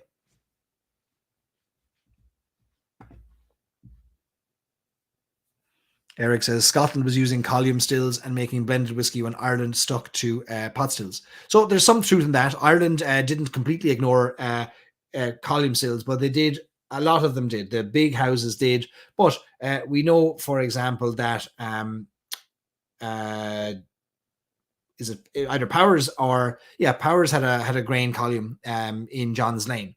So we know that there was a kind of a very last kind of sting of a dying wasp almost attempt at grain whiskey distillation in Ireland in the column stills, but for the most part Scotland embraced it in much greater quantities. But we do have examples of column stills in Ireland, but pot still was considered the style of whiskey in Ireland that they didn't want to abandon.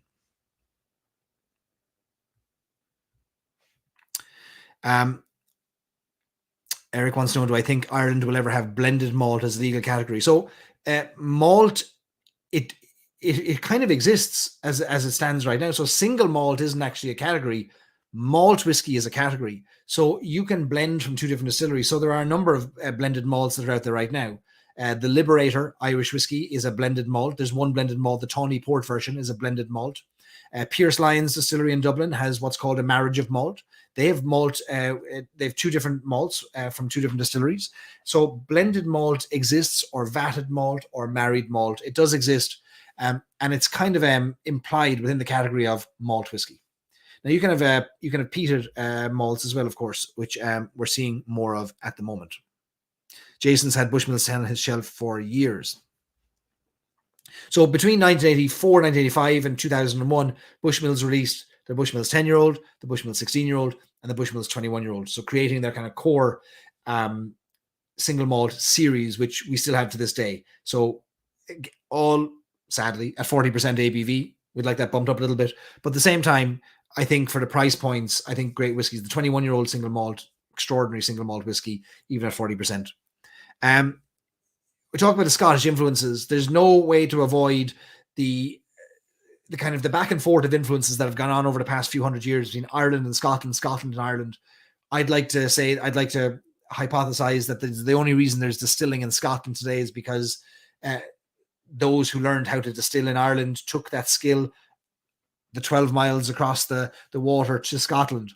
But then as the Scotch whiskey industry was a little bit more advanced and progressive and knew what they were doing in terms of marketing in the 1970s and 80s, I think that influenced the Irish. But if you look here, even on the picture of the old Bushmills distillery and these two famous chimneys, the pagodas here, those are designed by a Scottish designer, a Scottish architect by the name of Charles Doig. And these are the only distillery that he designed in Ireland. He designed 56 distilleries in Scotland. So this iconic pagoda shape, which you see in so many Scotch whiskey distilleries, is the work of Charles Doig. And so you can see his influence here. Again, at the nearest points, you're talking about 12 miles between Northern Ireland and Scotland. So the influences are there. So the Scotch whiskey industry has influenced, certainly, I think, the release of single malts in Ireland. And sure, look, we should thank them for it. We'll thank them for little else. Little else. Today, there's no shortage of Irish single malts, is there? We've got Waterford, who are producing 100% malt whiskies, double distilled malt whiskies in Waterford. They are, they spell theirs without the E. You got Connemara, which would have been another trailblazer in the 1990s with the first peated malt, and really was the only peated whiskey in Ireland for 20 years. The likes of Dingle, they've got a core product, the Dingle single malt. So while it's still a small category in terms of the size of the Irish whiskey category, malt is a big part of Irish whiskey, and we can't ignore it. All right, let me take a sip of juice and a sip of whiskey.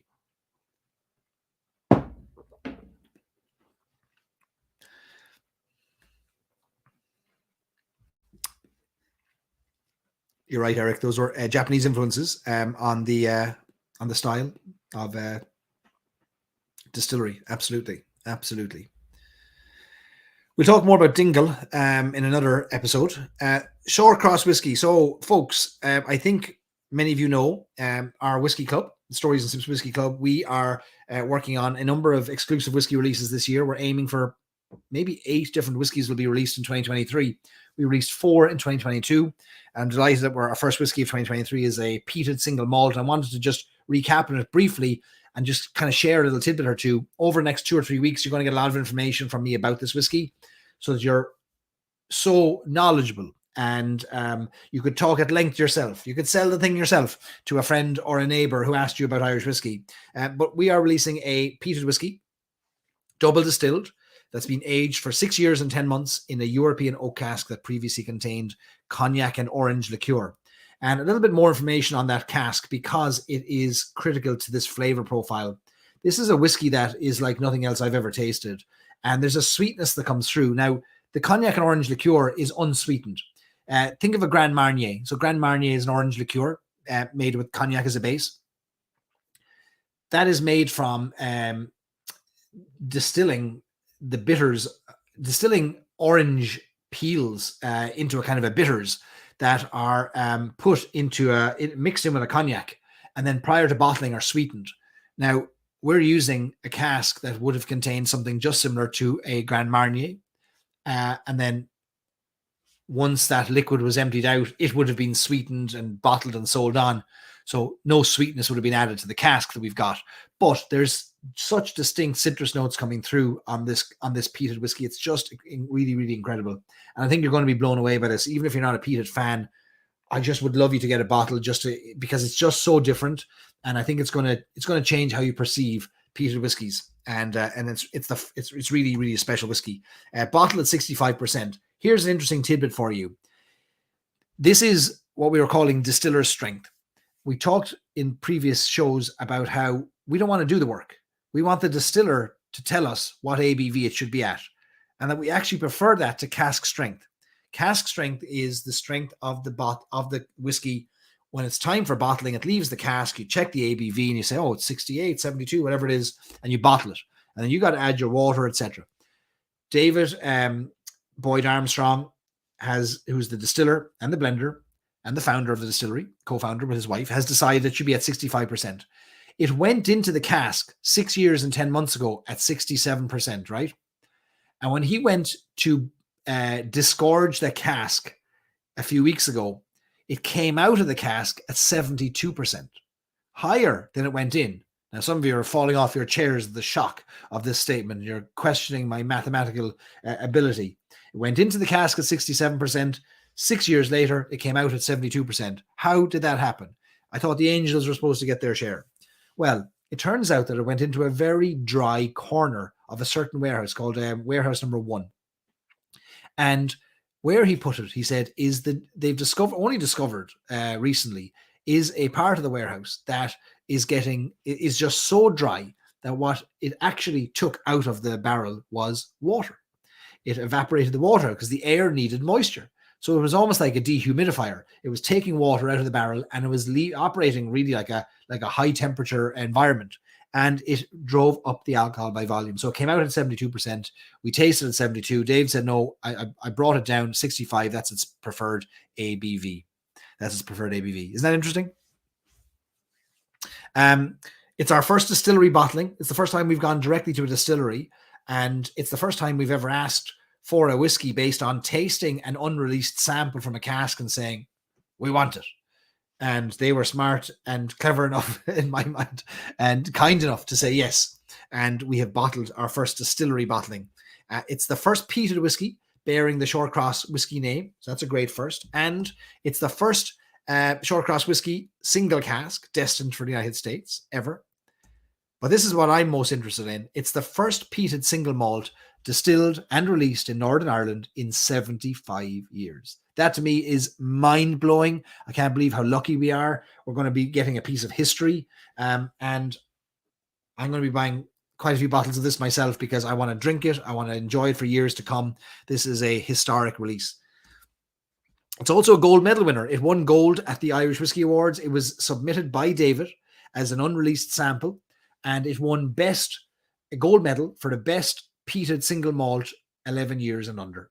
Now, what more do you need? What more do you need?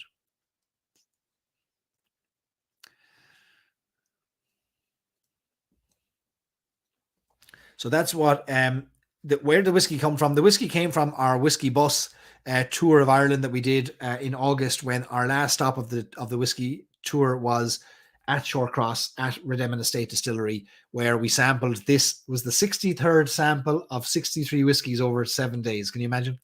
And there's a picture of the whiskey on the right. I took a picture of it. I was so blown away by it. I was in no state, as were any of us, to be evaluating the 63rd whiskey. I can tell you that. But it made such an impression. And honestly, the sampling I've done of it since have not changed my mind one single bit. And again, so we're releasing this at the end of January. It's going to be first come, first served to members of our Stories and Sips Whiskey Club. If you're not a member, it's as simple as joining our club on storiesandsIps.com.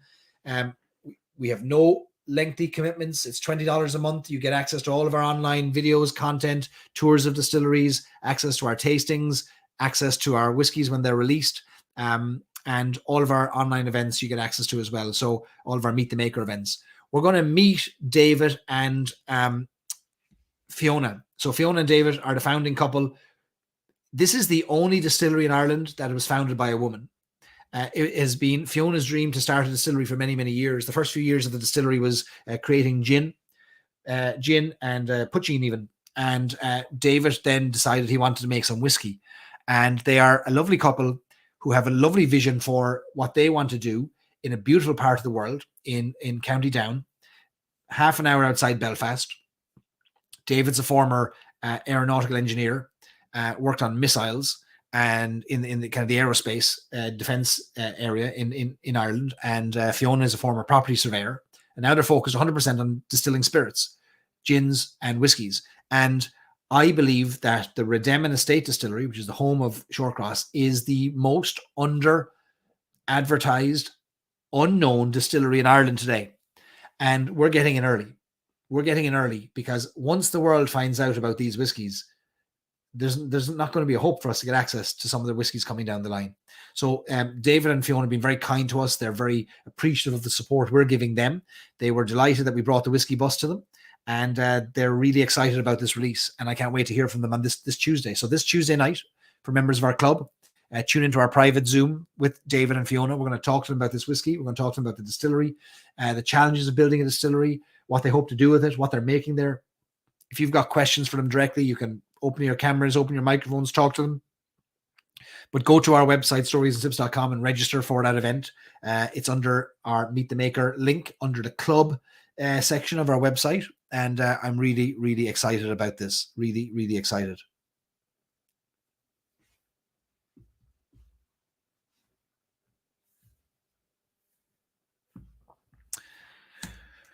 Okay.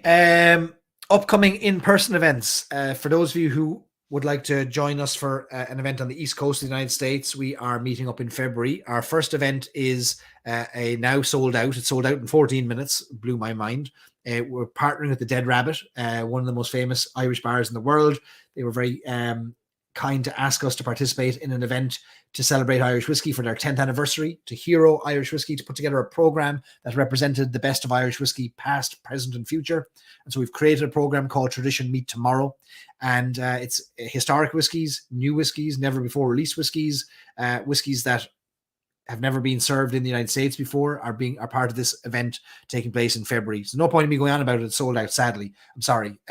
We sold out quickly. We're bringing over the master, the head distiller from the micro distillery in Middleton, to serve up a 33-year-old Method and Madness single pot still, which is one of our 6 whiskies of the night. I'm not going to tell you about the other 5. But if you can't make that, we have another meetup the next night on February 7th at the Copper Still. One of our club members, Shane Buggy, owns the two copper stills in New York. We're meeting at the Chelsea location at 6 p.m. No ticket, no registration, no club membership. Just turn up and you'll pay for whatever whiskeys or food you order. As simple as that. And we're going to have a good time hanging out there.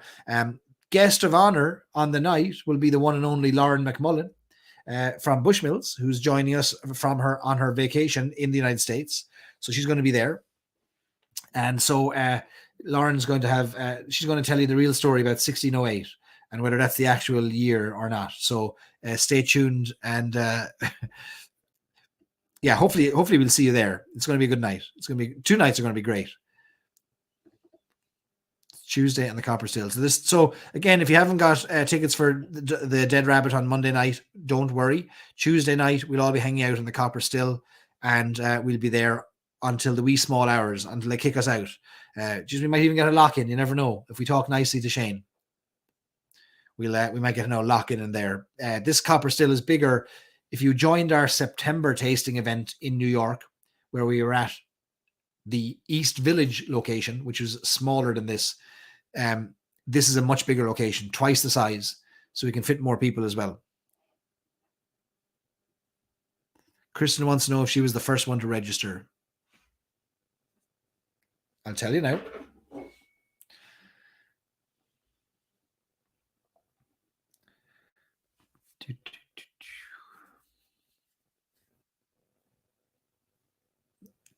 Tenth. You're the 10th one to register after 3 minutes. 3 minutes and 43 seconds after the hour was when yours came through. 3 minutes and 43 seconds after the hour. Now, the emails went out at 7 o'clock. They mightn't have got to you till 7:02, but there was a registrant came through at 1 minute past. Then it was 1 minute and 7, 1 minute 44. The competitiveness in this group is unbelievable.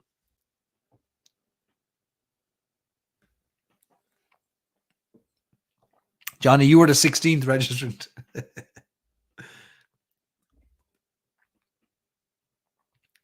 I mean, there's no prizes for being first. You all get the same seat, I'm not putting the first person who bought it up front, I'm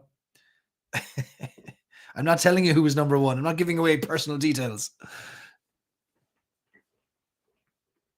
All right. Well, you all look. If many of you got in, Many of you got in. Many of you got in.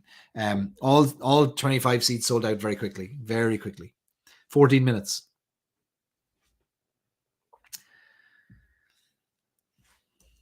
Shinee, folks. That's it. That's everything covered. That is our update on all things Irish whiskey. This was a lot. We've covered a lot. I haven't had one entire dram of whiskey the whole night. Look, that was the Bushmills 10 I poured an hour and a half ago. Can you imagine? Too busy talking. Any questions, thoughts, concerns? What did we miss? What do we want to know about?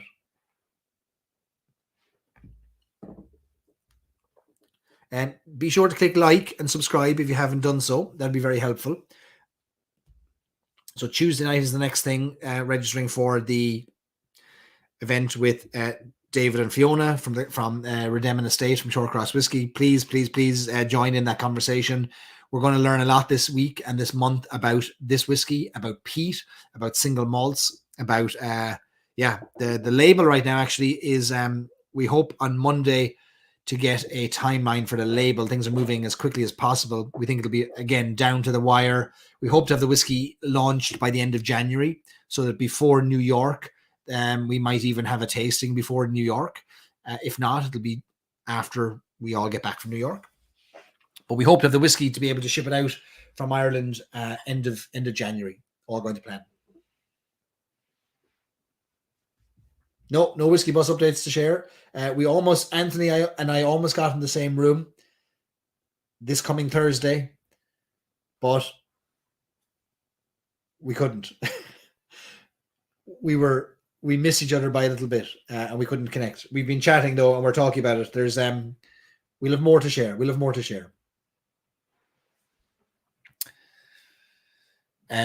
So the club releases aside, the question is, what am I looking forward to tasting in 2023?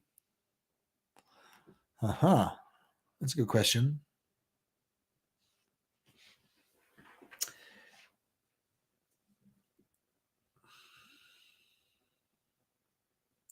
I'm looking forward to tasting whiskies from distilleries that are releasing for the first time. And I don't know all of them and who will decide to release, but there are distilleries that will qualify in 2023 for releases that I'm fascinated by the thing that ends up in the glass after the 10 years of toil and trouble and investment and loss and ups and downs. And I just want to taste the thing that is the product of all that work. So I'm excited about that. There's a couple of releases coming out of Middleton Distillery in the first half of the year that I'm very excited about, and I think you will be too. I can't say any more about them at the moment, but I think you'll be excited about some of those releases. There's a lot of change happening, a lot of innovation happening. Innovation is the word, really, not change, that I'm excited about. I'm excited about getting to know more people in the world of Irish whiskey through their whiskey. And what I mean by that is I probably text David from Shortcross Whiskey every day now. And it might not even be about that whiskey. And it's been a joy to get to know the people. And the whiskey has been that catalyst for conversation, for connection, for community. We all know it. We're all brought together because of it. But I'm excited to do more of that because there's there are three whiskey releases that are in the pipeline. Shortcross is one of them. There's two more that are in the pipeline for rolling from one into the next after this. And I'm excited to get to know the people from those distilleries as well. And that's going to be a highlight for me. Like being able to share with you these people, bring them together through the club, taste their whiskeys, hear their stories. That's just magical. Like that's just a magical thing. And like to me, that's what the club's all about.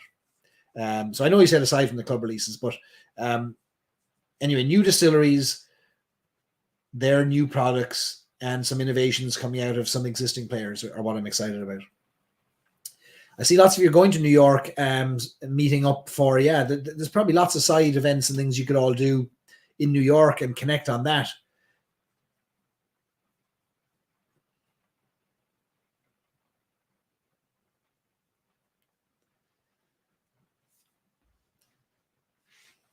The dress code for the Dead Rabbit is just smart casual. The dress code for the Copper Still is casual. There's no stress. So that's it, folks. Sinead, it's 2 o'clock in the morning, and that's a good. I think we did a good session. I've enjoyed that. Every week when I do the research for the Shebeen and things I want to cover, and I keep kind of a running list during the week of maybe a bit of whiskey news that comes up or a topic I want to talk about, and I've got this running order of topics. When I sit down on a Sunday, typically a Sunday evening, to kind of put it all together, create the deck, get the images, etc., there's always a rabbit hole that I have to go down, or that I'll find my way down through the research, which is another one of those joys of Irish whiskey, is where it leads you, because the history. Single malt was that one tonight for me, where I always knew that the Scots were the single malt kind of creators or positioners. But the Glenfiddich story was interesting to me because it was such a debate online about, some whiskey writers are saying definitely Glenfiddich, others are saying not a hope was a Glenfiddich. Anyway, I thought those were, it was an interesting kind of rabbit hole. So it's always enjoyable now. I'm really enjoying the kind of the diving into the stories behind the sips. Who knew? A dead rabbit hole, says Johnny. That's it. Yeah, listen, folks, thanks for all the feedback. Thanks for support. I hope you're enjoying the nights that we do. It's great crack for me. I'm really looking forward to seeing you, and those of you that we can see in February in New York. It's a particular highlight when we get to hang out in person, but we'll keep doing these otherwise. We'll keep doing these events. And Sinead. Eric says he just joined the club but doesn't see how to order a bottle. Eric, thank you for joining. You won't see how to order a bottle until we release the thing, which will be at the end of January. So we'll keep you posted. Now that you're in, you'll be on our email list and you'll get the regular updates. But what will happen is near the end of January, we will send out an email saying, okay, in 4 days' time, in 5 days' time, it'll become available, and we will be able to get it to you. So we'll keep you posted. We'll have a new bottle every 6 weeks to 8 weeks, depending on logistics. That's our goal. So lots to do, but lots of fun along the way, I think, and a bit of crack.